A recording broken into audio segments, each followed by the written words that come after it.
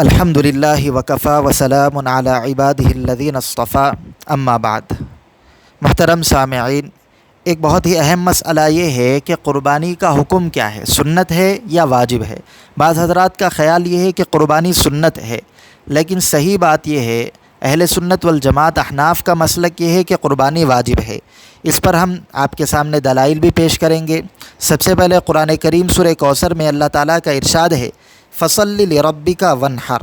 اس آیت کی تفسیر کرتے ہوئے حضرت قاضی ثناء اللہ پانی پتی رحمۃ اللہ علیہ فرماتے ہیں، حضرت عکرمہ، حضرت عطا، حضرت قتادہ رحمہم اللہ فرماتے ہیں کہ فَصَلِّ لِرَبِّكَ میں فصلی سے مراد عید کی نماز اور وانحر سے مراد قربانی ہے۔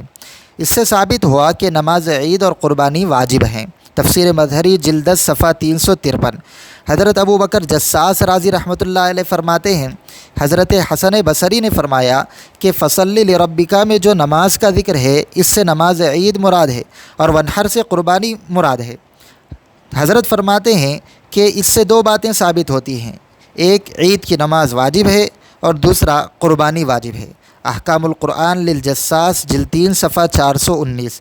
اسی طرح ایک دوسری دلیل حضرت ابو ہریرہ رضی اللہ عنہ سے روایت ہے کہ رسول اللہ صلی اللہ علیہ وسلم نے ارشاد فرمایا، جس شخص کے پاس قربانی کی طاقت و وسعت ہو اور وہ قربانی نہ کرے تو وہ ہماری عیدگاہ کے قریب بھی نہ آئے۔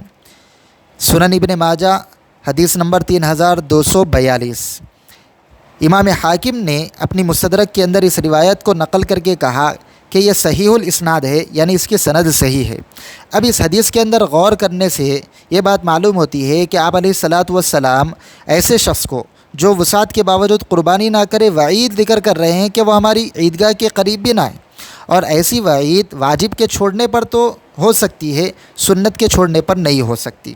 اسی طرح آگے بڑھیں، تیسری دلیل حضرت جندب بن سفیان بجلی رضی اللہ عنہ فرماتے ہیں کہ میں عید الاضحیٰ کے دن نبی کریم صلی اللہ علیہ وسلم کی خدمت میں حاضر ہوا۔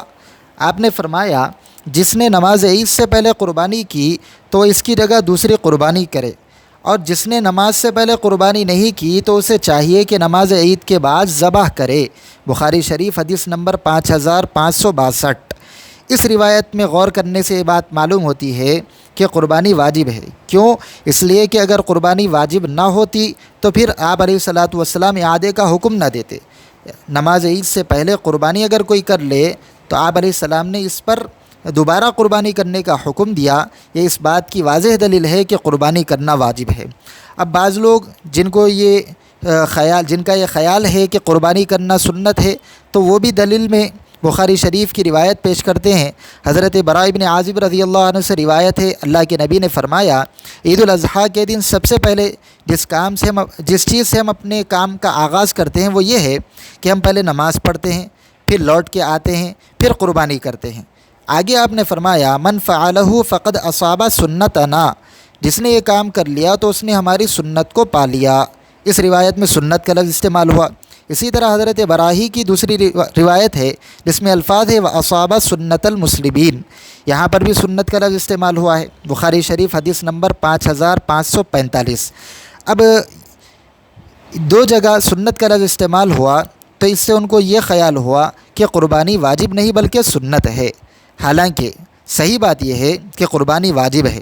تو اب یہاں پر سنت کا لفظ استعمال ہوا، اس کا کیا مطلب؟ تو اس کا مطلب یہاں پر سنت کا لفظ اپنے اصطلاحی معنی میں نہیں بلکہ لغوی معنی میں ہے، ڈکشنری والے معنی میں ہے، اس لیے کہ قاعدہ ہے کہ نصوص یعنی قرآن و حدیث میں مسلمانوں کا عرف اور مجتہدین کی اصطلاحات مراد نہیں لی جائیں گی بلکہ لغوی معنی مراد لیے جائیں گے۔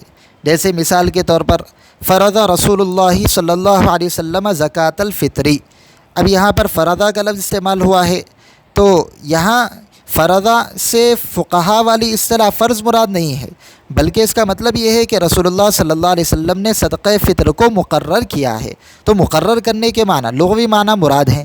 اسی طرح دوسری مثال، الغسل واجب علی کل محتلم، ہر بالغ پر غسل واجب ہے۔ واجب یہاں پر فقہا والا واجب مراد نہیں ہے بلکہ یہاں پر بھی واجب کے لغوی معنی یعنی ضروری ہونا مراد ہے۔